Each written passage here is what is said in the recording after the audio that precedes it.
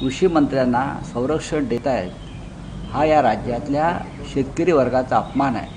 कोणत्याही परिस्थितीत कृषी मंत्र्यांचा राजीनामा द्यावाही लागेल आणि घ्यावाही लागेल. पण त्या अंतर्गत जी माहिती मिळाली त्यांच्या पक्षामध्ये चर्चा ही आहे की हा एवढा मोठा गुन्हा नाही की राजीनामा द्यावा, आणि पक्षांतर्गत अगोदर धनंजय मुंडे यांना राजीनामा दिला, त्यामुळे कुठेतरी अजित पवार गटाला टार्गेट केलं जाते अशी सुद्धा चर्चा. कोणी कोणाला टार्गेट करत नाहीत. या महाराष्ट्रामध्ये फक्त विरोधी पक्षाला टार्गेट केलं जातं.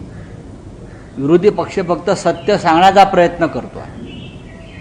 हनी ट्रॅपचा विषय असेल, त्यानंतर हा कृषी मंत्र्यांचा, माणिकराव कोकाटे आमचे व्यक्तिगत शत्रू नाही तो, पण महाराष्ट्रामध्ये जे घडू नये ते घडत आहे. महाराष्ट्रातल्या शेतकऱ्यांच्या प्रश्नावर गांभीर्यानं काम न करणारे या राज्याला कृषी मंत्री जर लाभले असतील तर त्यांचा राजीनामा मागण्याचा अधिकार हा विरोधी पक्षाला घटनेनं दिलेला आहे.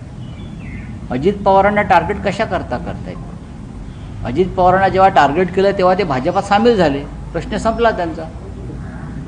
एकनाथ शिंदेना टार्गेट केलं भाजपने, ते भाजपात सामील झाले. त्यांनी तो मार्ग स्वीकारलेला आहे भाजपात सामील होण्याचा टार्गेट केल्यामुळे. अशा प्रकारचे अनेक भ्रष्टाचारी, गुंड, बलात्कारी हे भाजपात सामील होतात टार्गेट झाल्यावरती. तर नवीन काय आहे?